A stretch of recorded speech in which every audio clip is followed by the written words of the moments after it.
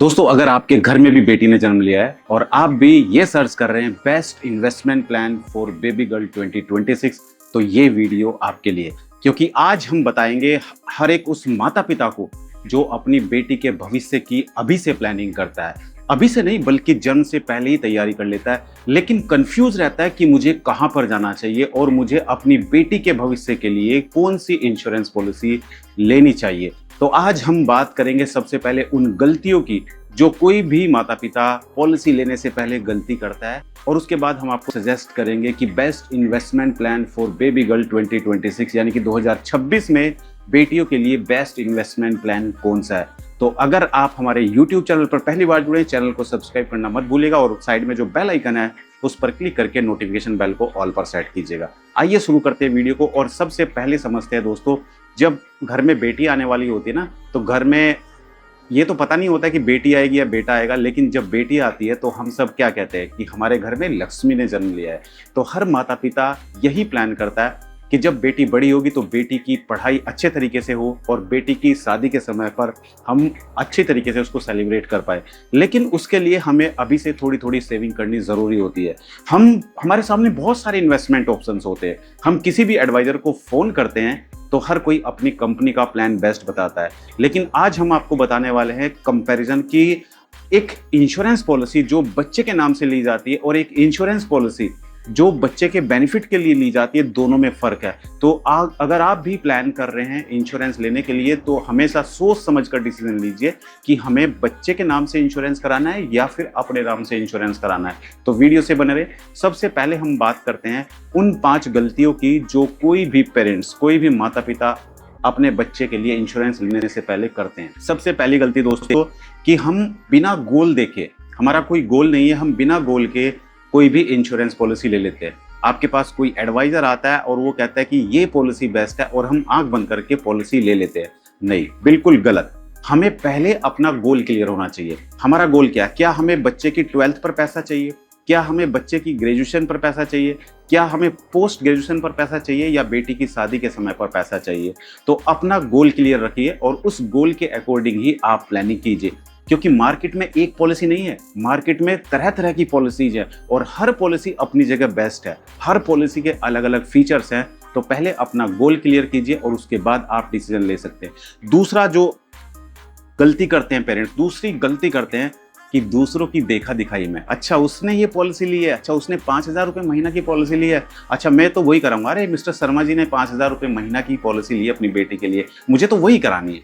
Mister Sharma ji को अपने लिए जो पॉलिसी उन्होंने ली है उनका गोल अलग है। उनको 10 साल के बाद पैसा चाहिए, लेकिन आपका गोल अलग है। आपको बच्चे की पढ़ाई के लिए 20 साल पर पैसा चाहिए।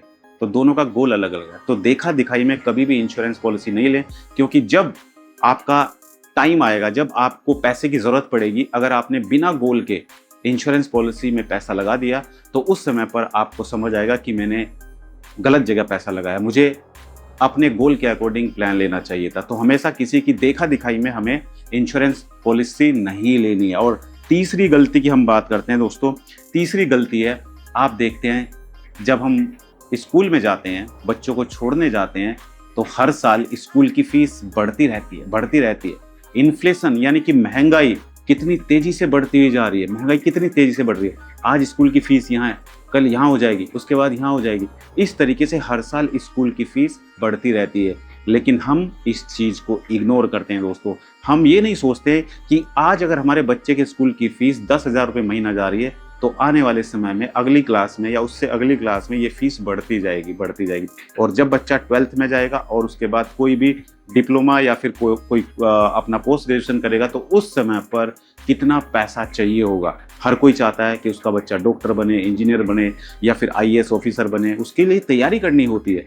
तो हमें अभी से धीरे धीरे प्लानिंग करनी है। तो हमेशा इन्फ्लेशन को इग्नोर मत कीजिए। आज से सोचिए कि आज अगर कोई बच्चा बीटेक करता है तो उसको बीटेक कराने के लिए कितने पैसे की ज़रूरत है। अगर उसको आज 10 लाख रुपए चाहिए तो 20 साल के बाद 10 लाख में तो बीटेक नहीं हो पाएगी ना। 10 साल के बाद 20 लाख में तो कुछ नहीं हो पाएगा ना। तो हमें इन्फ्लेशन को कभी इग्नोर नहीं करना चाहिए। हमें ये सोचना चाहिए कि उस समय पर हमें इतना पैसा चाहिए और उसी के अकॉर्डिंग आपको अपने फाइनेंशियल एडवाइजर से बैठ के अपनी प्लानिंग करानी चाहिए, फाइनेंशियल प्लानिंग करानी चाहिए। और अगली जो गलती दोस्तों हर एक माता पिता करते हैं वो है ज़्यादा रिटर्न के चक्कर में हम पड़ जाते हैं। जब कोई भी एडवाइज़र आपके पास आता है तो आप क्या कहते हैं, अरे यार क्या इंश्योरेंस कंपनी में क्या मिल रहा है, 4-5% रिटर्न मिलते हैं, 6% रिटर्न मिलते हैं। अरे म्यूचुअल फंड में ज़्यादा रिटर्न मिलेगा, मैं तो म्यूचुअल फंड में जा रहा हूँ। लेकिन ध्यान रखिए, म्यूचुअल फंड अपना काम करेगा और बच्चे के फ्यूचर के लिए या इन्वेस्टमेंट प्लान या इंश्योरेंस प्लान अपना काम करेगा। जो काम इंश्योरेंस प्लान कर पाएगा वो म्यूचुअल फंड कभी नहीं कर पाएगा। सपोज आपने 5,000 रुपये महीना की सिप की, राइट, और भगवान ना करे जिसने सिप की यानी कि एक फादर ने, उसकी डेथ हो जाती है 1 साल के बाद, तो कितना पैसा जमा किया, 5,000 रुपये महीना के अकॉर्डिंग 60,000 रुपये जमा किया है, तो उसको कितना मिलेगा, 60,000 प्लस जितना उसका इंटरेस्ट होगा, जो उसने उसकी यूनिट्स की वैल्यू बनी है वो पैसा मैच्योरिटी पर मिल जाएगा, राइट। लेकिन इंश्योरेंस पॉलिसी में अगर आपने 10 लाख का इंश्योरेंस लिया है या 20 लाख का इंश्योरेंस लिया है तो आपको क्या मिलेगा, आपके ना रहने पर आपके बच्चों को बहुत सारे बेनिफिट्स मिलेंगे। अगर आप जानना चाहते हैं क्या क्या बेनिफिट्स मिलेंगे तो कमेंट में ज़रूर बताइए, हम इसके बारे में एक सेपरेट वीडियो लेकर आएंगे। और 5वीं गलती दोस्तों जो आप लोग करते हैं, सोचते हैं हमारे पास तो पहले से इंश्योरेंस चल रहा है। आपके पिताजी ने इंश्योरेंस पॉलिसी ली थी, 2 लाख सम एश्योर्ड की पॉलिसी ली थी, उस समय आप पढ़ाई करते थे और आज के समय में आपकी इनकम बढ़ चुकी है, आपकी जिम्मेदारियां बढ़ चुकी है, आपके फ्यूचर गोल आपको देखने हैं, तो उस 2 लाख में कुछ नहीं होगा। बहुत सारे लोग यही सोचते हैं कि हमारे पास तो ऑलरेडी इंश्योरेंस कवर चल रहा है। तो हमेशा अपने लाइफ इंश्योरेंस को रिव्यू करते रहिए और आप देखिए कि हमें अपने फ्यूचर गोल के अकॉर्डिंग कितना इंश्योरेंस कवर हमारे पास होना चाहिए। तो हमेशा कोई भी इंश्योरेंस एडवाइजर आए तो उससे ऐसा नहीं है कि पॉलिसी को आप देखिए, उससे आप अपनी फाइनेंशियल प्लानिंग कराइए, कितना इंश्योरेंस कवर और कितने की आपको जरूरत है। अब बात करते हैं दोस्तों कि best investment plan for baby girl 2026 यानी कि 2026 में बेटियों के लिए कौन सा प्लान बेस्ट है। तो मैं यहाँ पर आपको बताना चाहूँगा, प्लान अलग अलग हैं। सबसे पहले समझते हैं, एक पॉलिसी होती है जो स्पेशली बच्चों के लिए होती है, उसमें और जो पॉलिसी बच्चे के फ्यूचर के लिए होती है, इन दोनों में पहले फ़र्क समझते हैं। बच्चे के नाम से अगर आप इंश्योरेंस पॉलिसी ले रहे हैं तो उसमें इंश्योरेंस कवर बच्चे का होगा, ना कि फादर का होगा। ध्यान से सुनिएगा, अगर कोई आप इंश्योरेंस पॉलिसी लेते हैं बच्चे के नाम से तो उसमें इंश्योरेंस कवर बच्चे का होगा, ना कि फादर का होगा। सिर्फ प्रीमियम वेवर बेनिफिट होगा, यानी कि अगर फादर की डेथ हो जाती है तो आगे के सारे प्रीमियम माफ हो जाएंगे और बच्चे को बेनिफिट मिलेगा।